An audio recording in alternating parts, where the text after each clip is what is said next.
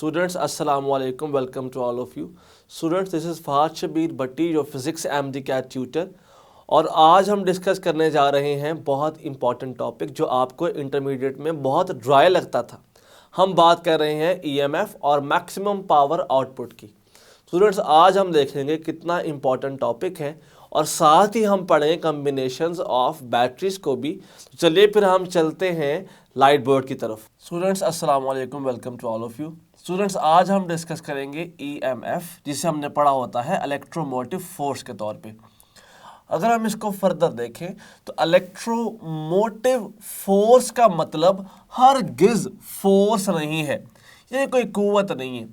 असल में electromotive force को अगर मैं डिफरेंट वर्ड्स में एक्सप्लेन करूं तो electro means charge, motive means जो उसकी मोशन करने के लिए, और फोर्स मीन्स कुव्वत। असल में एक ऐसी कुव्वत जो इलेक्ट्रॉन को मूव करने पर मजबूर कर देती है। और हमने ये बात स्टूडेंट्स बहुत डिटेल से पढ़ी है ओहम्स लॉ के अंदर और बाकी अपने फैक्टर्स में, कि वो पावर जो चार्जेस को एक पॉइंट से किसी और पॉइंट तक मूव करवाएगी वो सिर्फ एक ही चीज़ है, and that is called potential difference. Potential difference की वजह से चार्जेस मूव करते हैं from high potential to low potential. तो अगर तो मैं एक्सप्लेन करूं ईएमएफ को तो स्टूडेंट्स ये कोई फोर्स नहीं है। Electromotive force is basically potential difference, ये पोटेंशियल डिफरेंस है। अच्छा, अगर ये पोटेंशियल डिफरेंस भी है तो कौन से वाला? एक्चुअली पोटेंशियल डिफरेंस को हमने डिफाइन किया होता है वर्क डन पर यूनिट चार्ज के लिहाज से। तो हम ये बात कह सकते हैं कि EMF is actually work done by battery, वो वर्क जो बैटरी ने किया। और किस पे किया भला? वर्क डन बाय बैटरी पर किस पे? Per unit charge. तो students, work done by battery per unit charge is basically called EMF. अगर मैं इसको फर्दर फॉर्मुलेट करना चाहूँ तो कुछ यूँ किया जा सकता है कि EMF is equal to work done by charge. अगर यहाँ से फर्दर इसके यूनिट की बात करना चाहें स्टूडेंट्स तो आपको याद है ना कि unit of potential was actually joule पर कूलम, जिसे हमने वोल्ट कहा था। अगर यहाँ से देखेंगे तो इट विल बी जूल पर कूलम, जिसको हम किलोग्राम मीटर स्क्वायर पर सेकंड क्यूब पर एम्पेयर कह सकते हैं, या फिर हम इसको वोल्ट भी कहते हैं। तो स्टूडेंट्स, इस केस में भी unit of EMF is actually volt. और अगर फर्दर देखा जाए ना स्टूडेंट्स तो EMF is a scalar quantity. तो यहाँ से प्रूव हो गया क्योंकि इसकी तमाम चीज़ें पोटेंशियल डिफरेंस वाली हैं, तो EMF is actually a potential difference अगर यहाँ से प्रॉपर बात की जाए तो। अब नोट कीजिएगा, हमने बात की वर्क डन पर एनर्जी की। फर्ज कर लीजिए हमारे पास ये एक बैटरी है, दिस इज अ बैटरी। मैं प्रॉपर यहाँ पर बैटरी आपको ड्रॉ करके समझा दूंगा। जैसे कि मेरे पास ये एक बैटरी है,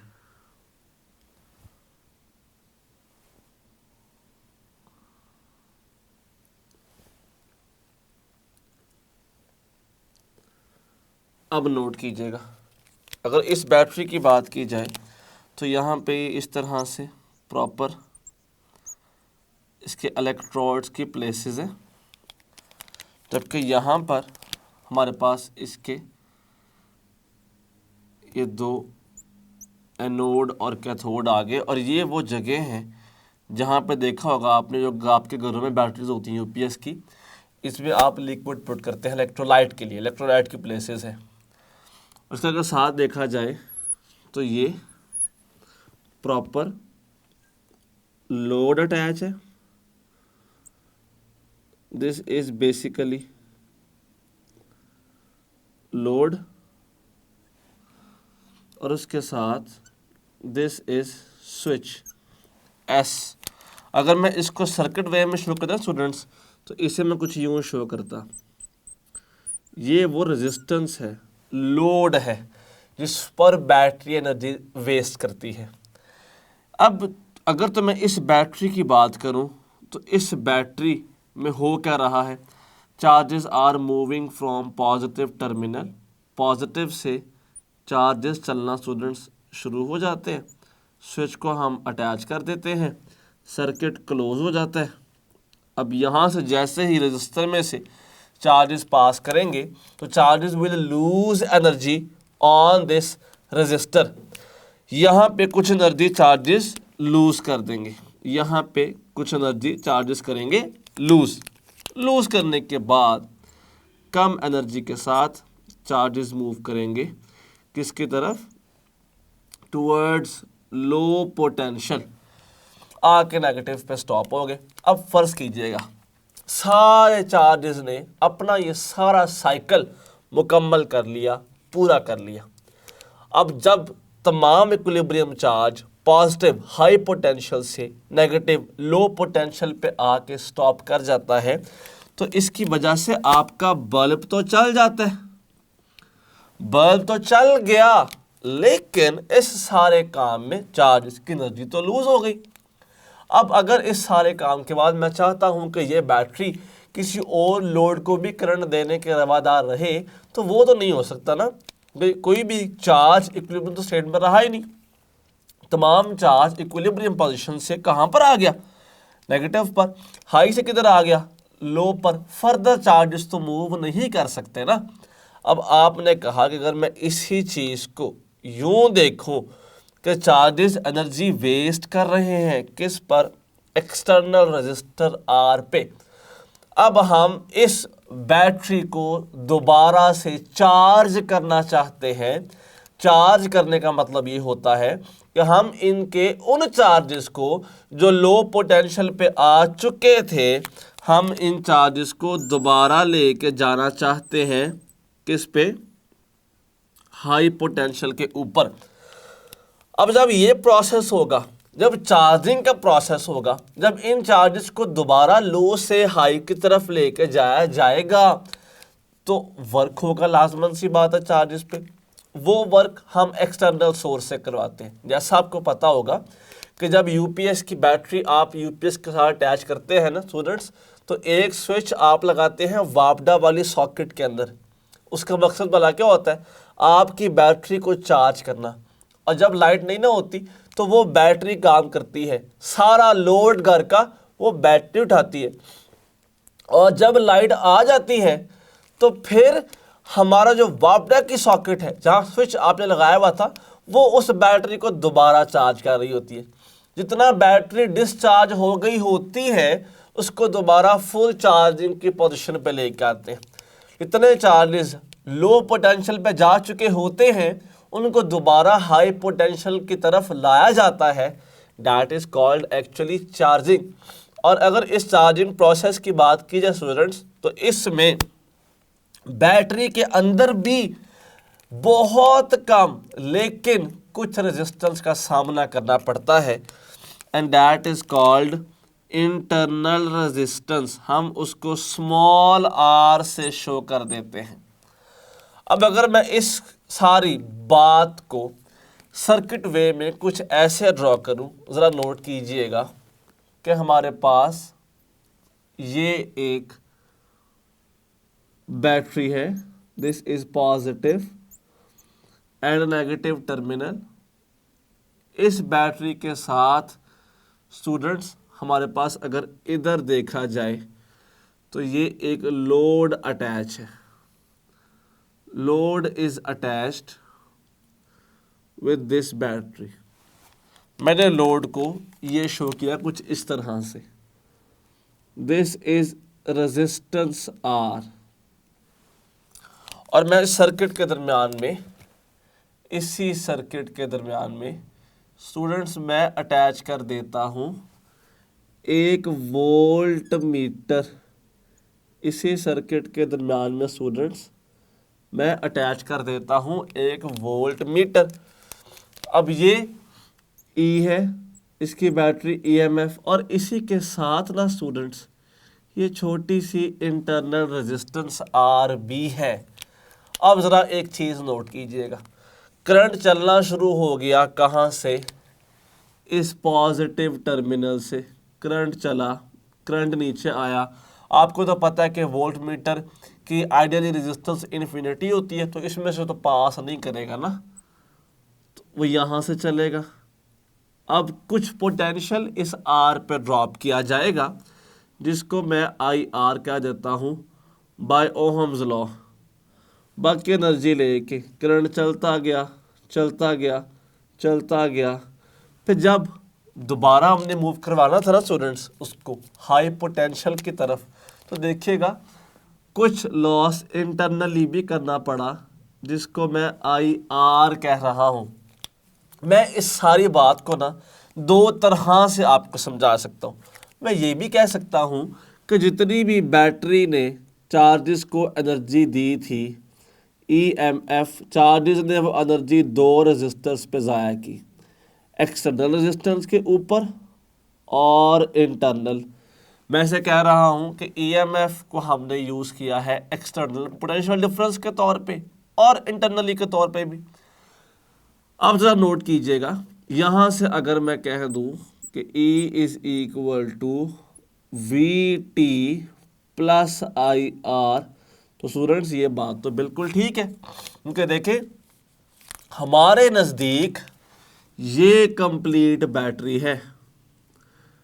EMF internal resistance is part of a battery, और इस बैटरी के टर्मिनल्स के बाहर जो एनर्जी ज़ाया हो रही है that is called terminal potential difference, वो ये वाला IR है। एक तो हमारे पास एक्सप्लेनेशन आ गई स्टूडेंट्स इस तरह से। अच्छा एक बात ना मैं और भी यहाँ समझाऊंगा, वो वाला कैसे ज़रा नोट कीजिएगा। हमारे पास इस सर्किट में दो रेजिस्टर्स हैं, एक्सटर्नल लोड और internal resistance, both are in series combination. मैंने क्यों सीरीज कहा? करंट के गुजरने के लिए एक ही पाथ है, करंट वोल्ट मीटर में से पास नहीं करता। तो मैं ये सारी बात ना यूँ भी कर सकता हूँ कि इस सर्किट के अंदर जो R इक्वलेंट है ना, वो एक्चुअल में R प्लस R है। और हमने ये बात देखी होती है आमतौर पे, जैसे हम कहते हैं ना EMF is equal to I R equivalent, तो मैं कह सकता हूँ कि EMF is equal to I R plus R। तो मेरे पास स्टूडेंट्स क्या ये चीज़ बिल्कुल सेम फॉर्म नहीं बन गई? क्या ये बिल्कुल सेम रिजल्ट नहीं दे रहा? और अगर यहाँ से हमसे ये पूछा जाए कि current passing in the circuit, तो हम बहुत आसानी से कह सकते हैं कि EMF by R equivalent is basically the current flowing through the circuit. अगर EMF की स्टूडेंट्स बात की जाती तो मेरे पास टोटल 3 केसेस होते। वो कैसे? क्योंकि EMF की बात करने के लिए हमें प्रॉपर 3 केसेस को पढ़ना पड़ेगा। बिल्कुल पहला केस क्या है students? First case is when battery is discharging, जब बैटरी डिस्चार्ज हो रही है। जैसे हमने अभी देखा कि करंट पास कर रहा है बैटरी से और बैटरी डिस्चार्ज हो रही है। अगर इस केस में देखा जाता है तो डिस्चार्जिंग के दौरान जो EMF है वो इक्वल आ जाती टर्मिनल पोटेंशियल डिफरेंस और इंटरनल लोड। स्टूडेंट्स अगर इस केस में देखा जाए तो मैं ये बात बड़ी सिंपल तरीके से कह सकता हूँ कि इंटरनल लोड के अलावा जो ये वोल्ट मीटर बता रहा है ना, ये वोल्ट मीटर वो वोल्टेज बताएगा, वो पोटेंशियल डिफरेंस बताएगा जो इस आर पर लॉस हो रहा है, क्योंकि जो इंटरनली हो गया वो तो सेपरेट। जैसे फर्ज कर लीजिए ना कि 10 वोल्ट इस बैटरी का ईएमएफ है, 10 वोल्ट में से 1 वोल्ट तो इंटरनली ही वेस्ट हो गया। और अगर मैं सर्किट के बाहर देखूं, अगर मैं बैटरी से बाहर देखूं कि बैटरी के टर्मिनल से बाहर कितना वोल्टेज मिल रहा है लोड को यूज होने के लिए, तो वो कितना मिला भला? 9 वोल्ट, क्योंकि एक तो इंटरनली वेस्ट हो गया था ना। तो जितना वोल्टेज, जितना पोटेंशियल डिफरेंस बैटरी से बाहर सर्किट को अवेलेबल होता है, हम उसे कहते हैं टर्मिनल पोटेंशियल डिफरेंस। उसे मैंने वीटी कहा हुआ है। और अगर मैं यहाँ से ये बात कह दूँ कि VT is equal to E minus I R, तो क्या ये बात ठीक नहीं है? ये बात तो बिल्कुल ठीक है। अब ज़रा नोट कीजिएगा, हम ईएमएफ में से इंटरनल वेस्टेज को माइनस करेंगे, इंटरनल ड्रॉप को माइनस करेंगे, तो external terminal potential difference gain होगा। इसका मतलब ये हुआ कि जो अगर तो डिस्चार्जिंग की बात की जाए तो टर्मिनल पोटेंशियल डिफरेंस छोटा होता है किससे? ईएमएफ से। ईएमएफ बैटरी की अपनी कैपेबिलिटी ज़्यादा है, लेकिन इंटरनल ड्रॉप के बाद जो सर्किट को अवेलेबल होता है वो कम होता है। अच्छा, फर्ज कर लेते हैं कि हमने सर्किट को ओपन कर दिया। हम स्टूडेंट्स यहाँ पर बात कर लेते हैं ओपन सर्किट की। हम कहते हैं भाई सर्किट ही हमने ओपन कर ली, हमने स्विच ही तोड़ दिया है, हमने यहाँ से सर्किट ही ब्रेक कर दिया। अब ब्रेक करने के बाद क्या करंट पास करेगा? करंट तो बिल्कुल पास नहीं करेगा। इन ओपन सर्किट जितना करंट पास करना होता है वो क्या हो जाएगा? ज़ीरो हो जाएगा। अच्छा, अगर तो करंट ज़ीरो हो जाता है ना स्टूडेंट्स, अब करंट पास कर ही नहीं रहा, अगर पास नहीं ना हो रहा तो फिर इस आर पे वोल्टेज ड्रॉप नहीं हो रहा, तो फिर ये वोल्ट मीटर क्या मेजर करेगा? कुछ ड्रॉप तो कर ही नहीं रहा। अगर कुछ ड्रॉप नहीं होता in case of open circuit, तो ये वोल्ट मीटर यहाँ से हट के इस बैटरी के टर्मिनल्स के दरमियान में पोटेंशियल डिफरेंस कैलकुलेट करना शुरू कर देता है। क्योंकि लाजमन सी बात है, बैटरी का एक टर्मिनल कौन सा हाई और एक कौन सा लो, और अगर एक हाई है एक लो है तो बैटरी के टर्मिनल्स के दरमियान में क्या मौजूद है? Terminal potential difference. और अगर बैटरी के टर्मिनल्स के दरमियान में टर्मिनल पोटेंशियल डिफरेंस मौजूद है, तो अगर तो हम यहाँ पर ड्रॉप नहीं कर रहे तो वोल्ट मीटर बैटरी के टर्मिनल्स के बीच का पोटेंशियल डिफरेंस निकालना शुरू कर देगा। अगर मैं इसको पुट करूँ इस फार्मूला में, नोट कीजिएगा, तो मैं कुछ यूं भी कह सकता हूँ कि वैसे तो ईएमएफ इक्वल होता है कितना टर्मिनल्स के दरमियान मौजूद था और कितना मैं इंटरनली ही लॉस कर चुका हूँ। अब करंट तो है ही नहीं, तो करंट के ज़ीरो होने की वजह से इंटरनल लॉस तो कुछ भी नहीं है ना, ये तो ज़ीरो है। तो इसका मतलब भला क्या हो गया कि अब वोल्ट मीटर क्या मेजर कर रहा है? EMF of the battery. क्योंकि लॉस तो नहीं ना हो रहा, लॉस तो तब होता जब करंट पास करता, चार्जेस मूव करते, चार्ज रजिस्टर में से गुजरते, उस पे वोल्टेज ड्रॉप करते, तो फिर लॉस होता। कोई ऐसा काम तो हुआ ही नहीं है। तो ओपन सर्किट वाले केस में volt meter EMF of the battery को मेजर करना शुरू कर देता है। अब सेकंड केस था हमारे पास। थर्ड केस नोट कीजिएगा, ना डिस्चार्जिंग हो रही है ना सर्किट ओपन है, सर्किट क्लोज्ड है, लेकिन हम बैटरी की चार्जिंग कर रहे हैं। सर्किट क्लोज्ड है लेकिन बैटरी की चार्जिंग हो रही है। अच्छा, पता है चार्जिंग के दौरान क्या होता है? नहीं बताया भी था आपको। चार्जिंग के दौरान ना हम चार्जेस को लो पोटेंशियल से हाई पे लेके जाते हैं। ज़रा नोट करें कि पूरे सर्किट में क्या हो रहा है, चार्जेस हाई से पॉजिटिव से नेगेटिव की तरफ आ रहे पूरे सर्किट में, लेकिन चार्जिंग के दौरान चार्जेस लो से हाई पे जा रहे होते। अब चार्जिंग के दौरान तो convention of flow of current उल्टा नहीं हो गया, पूरे सर्किट में हाई से लो, चार्जिंग में लो से हाई, जो चार्जेस लो पर आकर रुक चुके थे उनको दोबारा एनर्जी दी जा रही है ताकि वो दोबारा हाई पोटेंशियल की तरफ मूव कर सके। अब अगर मैं यहाँ पे करंट की बात करूं तो करंट तो अपनी कन्वेंशन से उल्टा चलना शुरू हो गया। अगर मैं यहां पे करूं बात इस फार्मूला के रास्ते से तो ये बन जाता है E is equal to V T plus minus I R. Minus I students क्यों आ गया? क्योंकि आमतौर पे जो करंट होता है ना वो करंट पॉजिटिव से नेगेटिव होता है, क्योंकि चार्जिंग के दौरान करंट ऑपोजिट फ्लो कर रहा है तो माइनस आई से शो किया।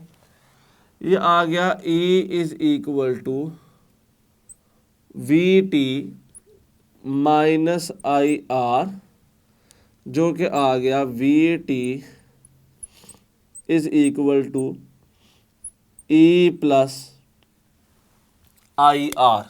स्टूडेंट्स अगर मैं इस रिलेशन को देखूँ ना तो चार्जिंग के दौरान ईएमएफ में इंटरनल ड्रॉप ऐड हो रहा है, जो हमें सॉकेट से एनर्जी मिल रही है ना वो ईएमएफ से ज़्यादा है। तो फिर हम इस केस में कहते हैं कि अगर चार्जिंग की बात की जाए तो टर्मिनल पोटेंशियल ड्रॉप तो स्टूडेंट्स ईएमएफ से ज़्यादा हो जाता है। इसका मतलब ये है कि हमारे पास चार्जिंग के दौरान टर्मिनल के क्रॉस पोटेंशियल बैटरी की ईएमएफ से बढ़ जाता है। तो हमें तीनों बातें पूछी जा सकती है एमसीक्यूज के अंदर, हमसे ये बात पूछी जा सकती है एग्जैक्ट ऐसे ही एमसीक्यूज के फॉर्म में कि इन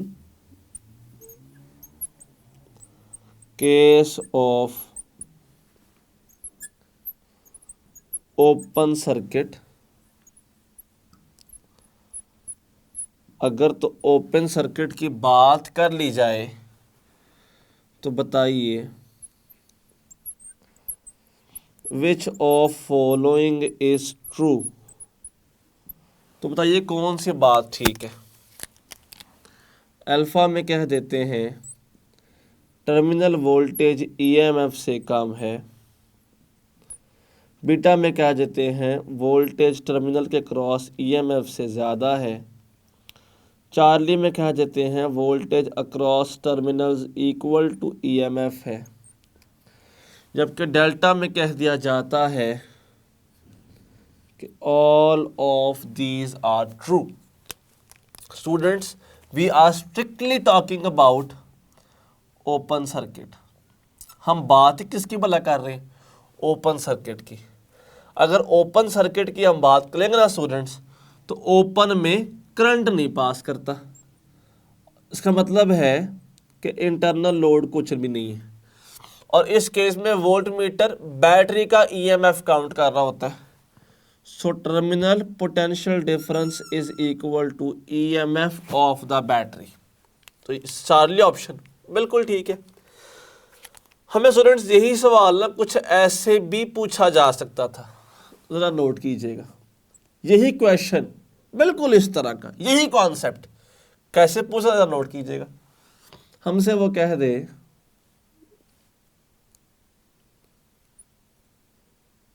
ये बैटरी है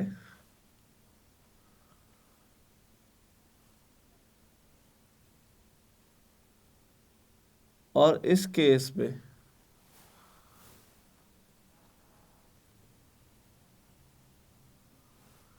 ये हमारे पास आ गया रेजिस्टर,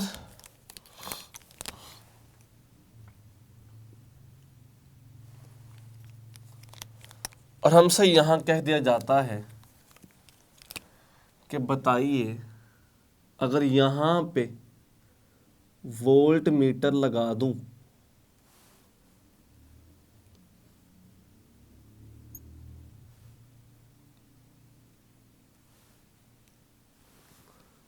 तो इस वोल्ट मीटर की रीडिंग क्या होगी, इस वोल्ट मीटर की रीडिंग क्या होगी। हमें ईएमएफ की वैल्यू स्टूडेंट्स गिवन है, value of EMF is 9 volt, this resistance is 6 ohms. हमें साथ अल्फा ऑप्शन दे दी जाती है 0 वोल्ट, बीटा ऑप्शन दे दी गई 6 वोल्ट, चार्ली ऑप्शन दे दी गई 9 वोल्ट, डेल्टा ऑप्शन दे दी गई 12 वोल्ट। बताइए इनमें से कौन सी बात ठीक है। बच्चों को पता है फौरी क्या सोचते, वोल्ट मीटर लगाया लेकिन सर्किट तो ओपन था, करंट तो पास नहीं कर रहा, वोल्टेज भी 0 होगा, डायरेक्ट लगा दो 0 वोल्ट, गलत हो जाएगा। रीजन, करंट अगर 0 है तो फिर वोल्ट मीटर वोल्टेज ड्रॉप नहीं निकालता, फिर तो वो उस बैटरी का ईएमएफ निकाल देगा। और इस केस में वोल्ट मीटर में फिर क्या वैल्यू देगा, हमें वैल्यू देगा जो बैटरी का ईएमएफ था, दैट इज 9 वोल्ट। देखा आपने, उसने सेम कॉन्सेप्ट आपसे सर्किट की फॉर्म में डिस्कस कर लिया। अच्छा, अगर इससे फर्दर देखो तो हमें क्वेश्चन ऐसे भी पूछा जा सकता है, जरा नोट कीजिएगा। हमें क्वेश्चन ऐसे भी आ सकता है कि if this is battery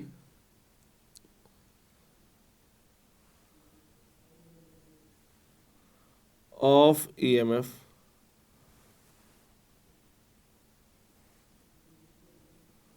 this battery is of EMF 15 volt. Student साथ लग गया एक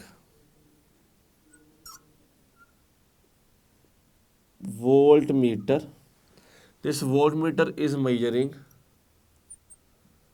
12 वोल्ट, जबकि यहाँ पे आ गया register, the value of register is 15 ohm. और हमें स्टूडेंट्स इस केस में कहा जाता है कि बताइए current in the circuit, this current in the circuit कितना होगा। हमें अल्फा ऑप्शन दे दी गई 1 एम्पेयर, बीटा बता दिया गया 0.8 एम्पेयर, चार्ली बता दिया गया 0.6 एम्पेयर और डेल्टा बता दिया गया 0 एम्पेयर। स्टूडेंट्स कुछ बच्चे ऐसे भी सोचते हैं कि हमने आई निकालना है, अगर हम इसमें अप्लाई कर देंगे तो निकल सकता है ना, ईएमएफ पता है, पता है V T, this is basically terminal potential difference, क्योंकि ये बैटरी के टर्मिनल्स के अक्रॉस है। 15 में से 12 सर्किट में फैल रहा है, तो बाकी 3 फिर कहाँ गया, वो तो इंटरनली लॉस हो जाएगा।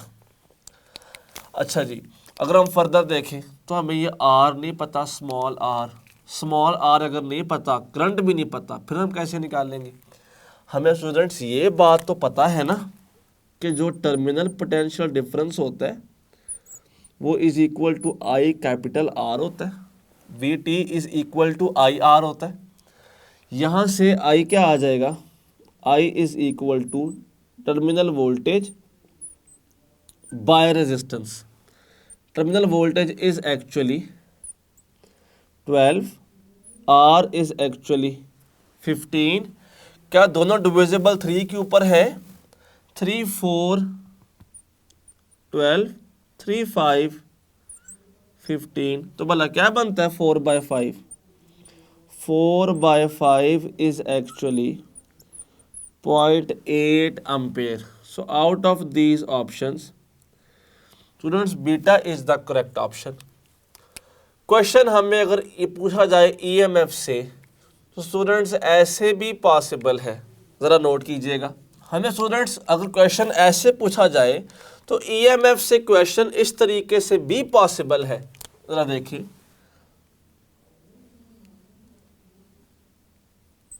If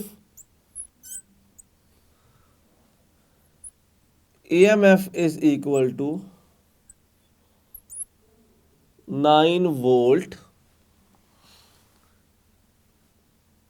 in case of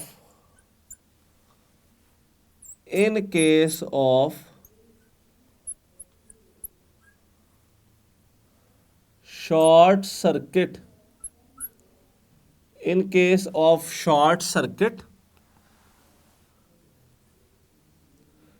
current is equal to 4.5 ampere. What will be the internal resistance of the battery? हमें साथ ही ऑप्शंस दे दी गई हैं. 1 ohm, beta is students 0.5 ohm, Charlie is 2 ohm, delta is 4 ohm. सबसे पहली बात स्टूडेंट्स ये हमें ये पता हो कि व्हाट इज शॉर्ट सर्किट.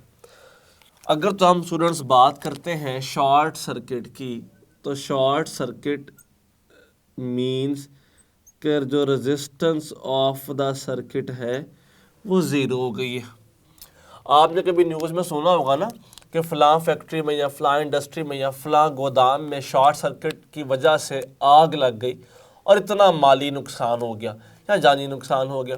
अब नोट कीजिएगा, शॉर्ट सर्किट का मतलब ये होता है कि उस पोर्शन में, उस वायर के उस हिस्से में resistance of the wire zero हो जाती है किसी भी वजह से. अगर तो आर ज़ीरो हो जाती है तो करंट बहुत ज़्यादा फ्लो करता है. करंट बहुत ज़्यादा हो जाने की वजह से हीटिंग इफेक्ट बहुत ज़्यादा जनरेट होता है और ज़्यादा हीटिंग इफेक्ट से चिंगारी पैदा होती है या आग लग जाती है. और अगर उसके आसपास फ्लेमेबल सामान पड़ा हो तो फिर वो आग बहुत ज़्यादा फैल के नुकसान बहुत ज़्यादा कर सकती है. तो जहाँ पर भी शॉर्ट सर्किट का मतलब आ जाए तो इट मीन्स रेजिस्टेंस उस पोर्शन की ज़ीरो हो चुकी है. अब कहा गया है कि बताइए इंटरनल रेजिस्टेंस ऑफ सर्किट कितनी होगी. अब ये बात हम देख लेते हैं.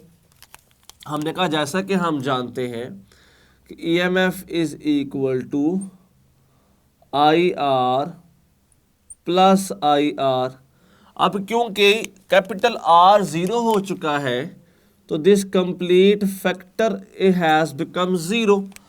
तो ईएमएफ सिर्फ इक्वल किसके आ गया, आई स्मॉल आर के. यहाँ से स्मॉल आर आ जाता है E by I. EMF is 9, current is 4.5, answer is 2 ohm. So out of all these options, correct answer is students 2 ohm इसका करेक्ट आंसर बनता है. अच्छा, हमें अगर एक क्वेश्चन देखा जाए प्रॉपर तो ये हमें क्वेश्चन ऐसे भी पूछा जा सकता है. ज़रा नोट कीजिएगा. This question can also come like this. If EMF is 12 volt, external resistance is 5.5 volt and internal resistance is 0.5 ohm. Students sorry, ये भी ओहम में होना चाहिए. Then current flowing in the circuit will be, हमें साथ ही option दे दी जाती है 1 एम्पेयर, 2 एम्पेयर, 0.5 एम्पेयर, 0.25 एम्पेयर. आप ज़रा नोट कीजिएगा. हमें तो डायरेक्ट करंट का फार्मूला ही पता है, I is equal to E बाय R plus R. Students EMF is 12 volt, this R is 5.5 ohm plus 0.5 ohm, जिनका सम भला क्या बन जाएगा 6 ohm. 12 by 6 is basically 2 ampere. So 2 ampere is the answer of this question. Students हम साथ ही discuss करेंगे क्योंकि हमें कुछ क्वेश्चंस बैटरीज के सीरीज और पैरेलल तरीके के साथ लगने पर भी आ सकते हैं। जैसा कि एक सिंपल सा क्वेश्चन देखिएगा, देन हम उसको सॉल्व करेंगे तो आपको प्रॉपर आइडिया हो जाएगा कि हम किस कॉन्सेप्ट के बारे में बात कर रहे हैं। फर्ज कर लीजिए, कहा ही जाता है कि इफ़ थ्री बैटरीज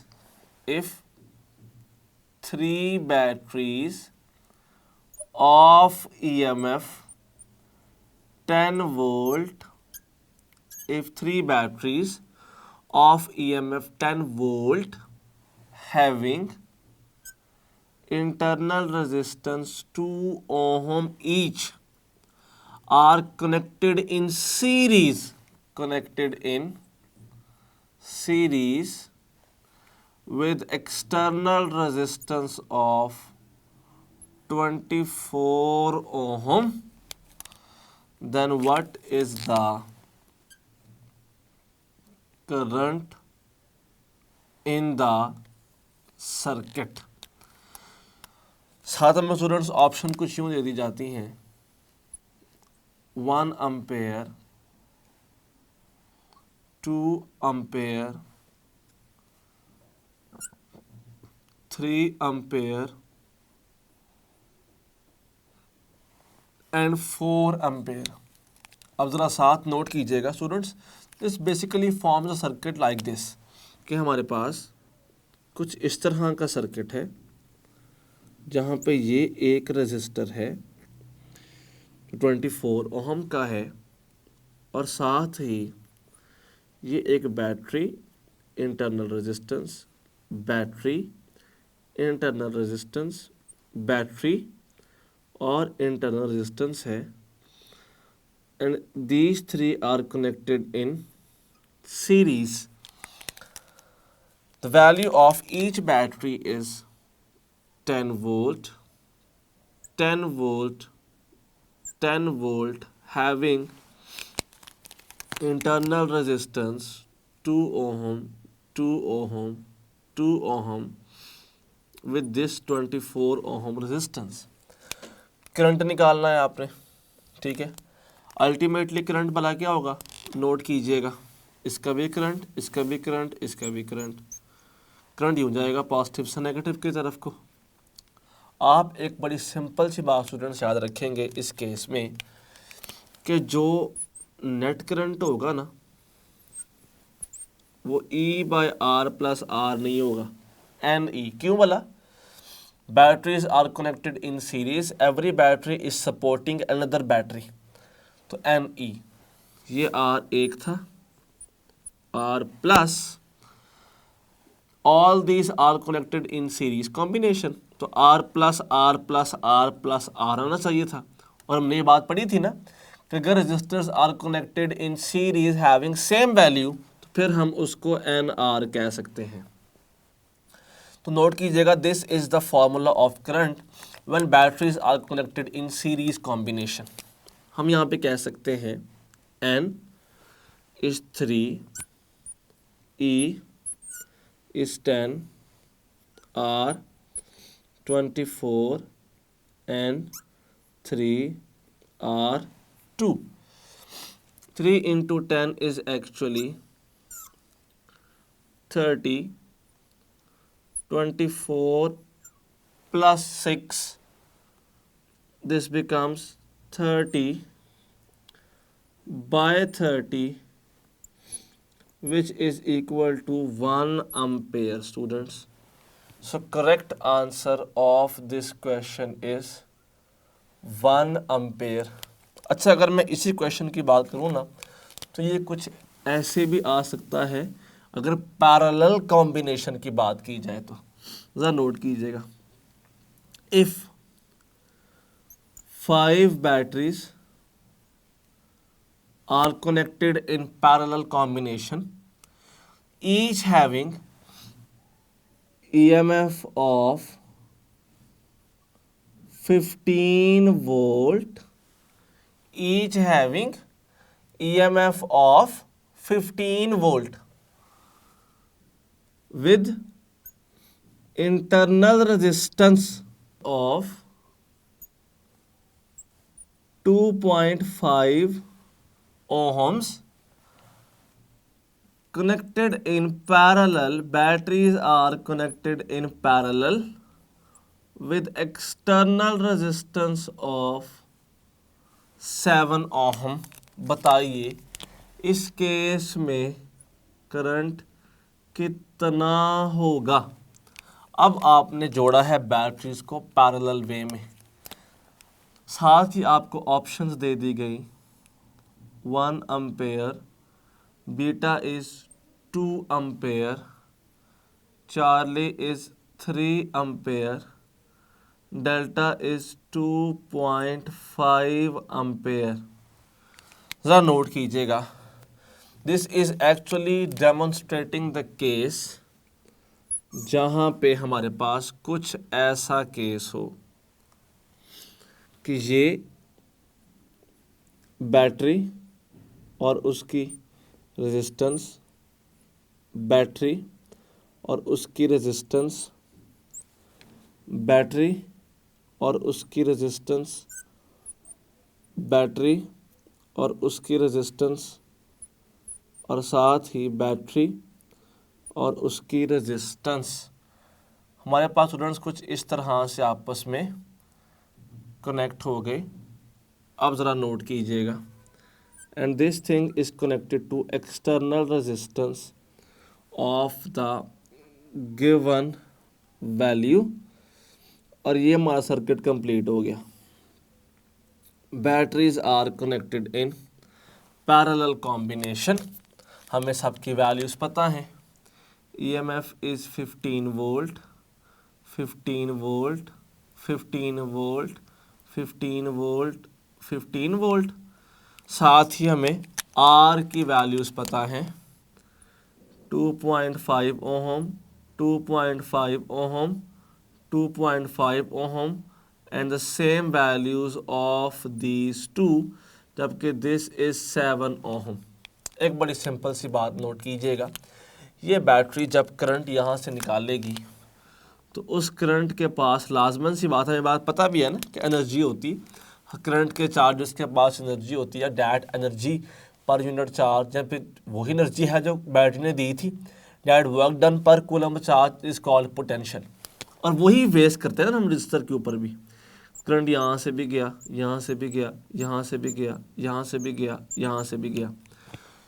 जब सारे करंट्स यहाँ पे आके मिलेंगे ना स्टूडेंट्स, तो नोट कीजिएगा कि उन सालों के पास एनर्जी एक ही तरह की होगी जो बैटरी ने दी थी। यहाँ पे चेंज ये था कि जब इस बैटरी ने करंट को निकाला तो उस करंट पर फर्दर वर्क किया गया ताकि नेगेटिव से पॉजिटिव पे ले जाए, तो उसकी एनर्जी ज़्यादा हो गई। फिर जब वो यहाँ पे आया तो फिर वर्क किया गया नेगेटिव से पॉजिटिव पे, उसकी एनर्जी और ज़्यादा होगी। तो फिर यहाँ पे आया NE। यहाँ स्टूडेंट्स एनर्जी हमारे पास सेम है, तो हम कह सकते हैं कि I is equal to only E, जो EMF थी वही रहेगी पैरेलल में, ना तो मल्टीप्लाई होती है ना कम होती है। जबकि नीचे आ गया R plus, all resistors are connected in parallel having same value, हम इसको R बाय N कह सकते हैं। यहाँ पे आ जाएगा EMF इज़ इक्वल टू 15,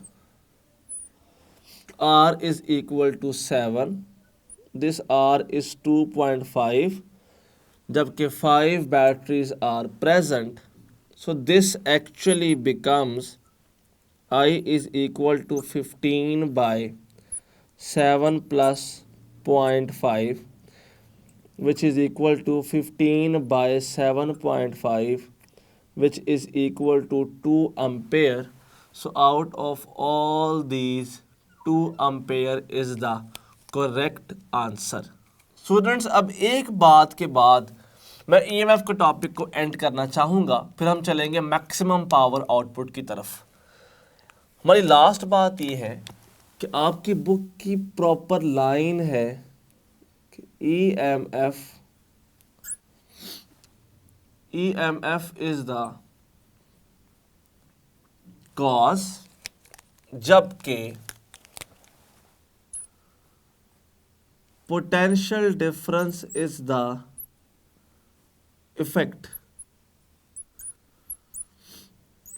सबसे पहले बैटरी की ईएमएफ वजह है, हम चार्ज को एनर्जी देते हैं, ये वजह है कि चार्ज एनर्जी बाद में लूज़ करता है।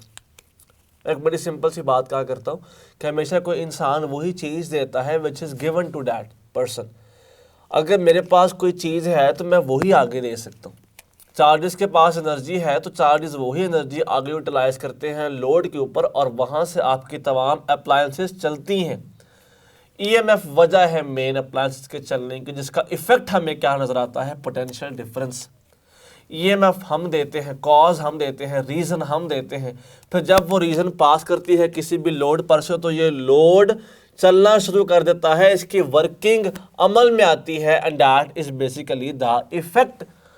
अगर आपने बल्ब लगा, बल्ब चल रहा है तो बल्ब के चलने की वजह उस करंट के चार्जेस को मिली गई ईएमएफ थी, बैटरी थी।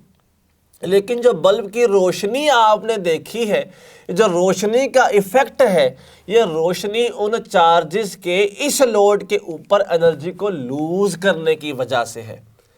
चलने की वजह कॉज ईएमएफ है, लेकिन जो आपने इसका इफेक्ट देखा, जो लाइट देखी, स्पीकर में से जो आपने साउंड सुना, ये सारा कुछ इफेक्ट है उन चार्जेस का इस रजिस्टर पर एनर्जी को लूज करने का। अब हम चलते हैं मैक्सिमम पावर आउटपुट की तरफ। अब हम बात करते हैं कि क्या है मैक्सिमम पावर आउटपुट, और हमने इसको अपने इंटरमीडिएट में किस अंदाज से पढ़ा होता है, और दरअसल ये किस तरीके से बात करता है। तो चलिए हम बगैर किसी ताख़ीर के शुरू करते हैं। स्टूडेंट्स, अगर तो बात की जाती है ना मैक्सिमम पावर आउटपुट की, तो हमने एक बात अपने जहन में रखनी है कि अगर तो पावर की बात की जाए तो हमें वो बात बिलाशुबा पता है कि P is equal to I square R, और हमें ये बात पता है कि I होता है E square by R plus R का होल स्क्वेयर और साथ आर। और आपने सारियों के देखे ना, आई होता है E by R plus R, मैंने उसके लिए तो ऐसी फॉर्म बन गई। और आपको ये बात ही पता कि अगर हम इसको मॉडिफाई करेंगे ना तो हम रिज़ल्ट कुछ ऐसा भी बना सकते हैं कि E square R by R minus R का होल स्क्वेयर प्लस 4r। इसको यहाँ से यहाँ तक का सफ़र डेरिवेशन आपने अपने पूरे इंटरमीडिएट प्रॉपर की होती है इंटरमीडिएट के अंदर। अब हम बात करते हैं मैक्सिमम पावर आउटपुट की। स्टूडेंट्स, हमने कहा कि मैक्सिमम पावर आउटपुट होगी ही तब, पावर आउटपुट मैक्सिमम ही तब होगी जब internal load is equal to external load हो जाएगा। और देखें, इनको लोड को इक्वल करने का मतलब हरगिज़ ये नहीं होता। देखें ना, दो तरीके हैं इक्वल करने के। स्मॉल आर की वैल्यू पहली बड़ी कम होती है, कैपिटल आर की वैल्यू ज़्यादा होती है। मेरे पास इक्वल करने के दो वेज हैं। मैं या तो इस आर को ऊपर ले आऊँ, अब उससे तो दोनों तरफ लॉस बड़ा ज़्यादा हो जाएगा। सेकंड केस क्या है कि मैं इस आर को कम कर लूँ, और इंटरमीडिएट वे क्या है भला कि मैं दोनों को थोड़ा सा मूव करूँ और आपस में इक्वल कर ले। अगर यहाँ प्रॉपर नोट किया जाता, और अगर मैं इस आर को इंटरनल आर इक्वल पुट कर देता तो फार्मूला बनता हमारे पास कुछ इस तरह से कि पावर मैक्सिमम, अब मैं यहाँ प्रॉपर लिख रहा हूँ, maximum power output on external load is equal to E square by 4r। क्योंकि लाजमी सी बात है ना, जैसे हमने इक्वल किया तो r माइनस आर तो ज़ीरो हो गया, एक r कट गया, बाकी बचा ई स्क्वेयर बाय 4r। अगर तो मैं यही बात करता हूँ इंटरनल r के ऊपर, power maximum output on internal r, तो that is also equal to E square by 4r। अगर मैं यहाँ पे स्मॉल r लिखता ना तो वो बात भी ठीक थी, क्योंकि उसकी वैल्यूज़ तो सेम है। तो मैंने जानबूझ के कैपिटल लिखा ताकि मैं ये बता सकूँ कि दोनों की वैल्यू सेम होती है। अगर दोनों रेजिस्टेंसेस सेम हो जाएंगी तो जितनी पावर आउटपुट इंटरनल लोड पे आती है उतनी पावर आउटपुट एक्सटर्नल लोड पे भी दोनों पे सेम आएगी। टोटल पावर आउटपुट कितनी आएगी फिर? पावर मैक्सिमम जो नेट है वो हम दोनों को सम करेंगे, इंटरनल पावर आउटपुट को भी, एक्सटर्नल पावर आउटपुट को भी, और जो सर्किट टोटल पावर आउटपुट देता है। जब दोनों को हम यहाँ पे स्टूडेंट्स ऐड कर देंगे तो ये बन जाएगा E²/2R। This is actually net power output. अगर इस सारी बात को मैं एक ग्राफ की फॉर्म में शो करूँ ना तो it will be something like this. ज़रा नोट कीजिएगा, मैं यहाँ पे ग्राफ ड्रॉ करने जा रहा हूँ पावर का रजिस्टर के साथ, पावर का ग्राफ ड्रॉ करने जा रहा हूँ रेजिस्टेंस के साथ। कुछ ऐसा ग्राफ गेन होगा हमें।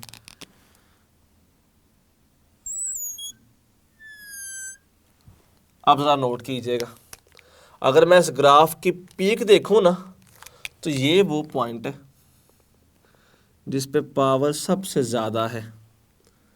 तो basically this is power maximum output. और स्टूडेंट्स ये वो बेसिकली रजिस्टर की वैल्यू है जहाँ पे वो दोनों आपस में इक्वल आ जाती हैं। तो दिस इज़ द वैल्यू जहाँ पे हमें मैक्सिमम आउटपुट गेन होती है। हम यहाँ से ना बड़ा सिंपल सा MCQ पूछा भी जा सकते हैं, बहुत आसान सा, कुछ इस तरह से कि if EMF is 10 volt, external resistance is 1.5 ohm, then for maximum power output internal resistance will be, हमें अल्फा कहा जाता है 0.5 ओहम, बीटा कहा जाता है 1 ओहम, चार्ली कहा जाता है 1.5 ओहम, डेल्टा कहा जाता है 2 ओहम। और हम सोचते नहीं हैं, हम अपना कीवर्ड ढूंढते हैं। Keyword is maximum power output. इसका मतलब ये है कि आर को आर के इक्वल होना चाहिए था। अगर कैपिटल आर 1.5 ओहम है तो इंटरनल आर को भी 1.5 ओहम ही होना चाहिए। स्टूडेंट्स ये है आपका आज का लेक्चर। स्टूडेंट्स ऐसे हमने आज देखा कि किस तरह से EMF में से किस किस तरह के क्वेश्चंस आ सकते हैं। हमने आज ये चीज़ भी नोट की कि ओपन सर्किट हो, चार्जिंग हो, डिस्चार्जिंग हो या शॉर्ट सर्किट हो तो फिर कैसा केस होता है। हमें पता लगा कि बैटरीज की भी इंटरनल रेजिस्टेंस होती है सिवाय आइडियल बैटरी के, क्योंकि आइडियल बैटरी की इंटरनल रेजिस्टेंस ज़ीरो होती है। उसके अलावा बाकी तमाम बैटरीज की इंटरनल रेजिस्टेंस होती है और हमने आज उस पर भी ड्रॉप देखा। और साथ हमने डिस्कस किया कि सिर्फ जो हम आधी बात पढ़ते थे E²/4R वाली, वो एक्सटर्नली भी होती है, उतनी ही वैल्यू इंटरनली भी होती है। और नेट के लिए आपको दोनों को सम करना पड़ता है। स्टूडेंट्स उम्मीद है कि आपको ये सारी बातें समझ आ गई होंगी। अगर फिर भी कोई इशू रह जाए तो काइंडली कमेंट कीजिएगा ताकि हम आपको प्रॉपर गाइड कर सकें। अपना ख्याल रखिएगा। शुक्रिया।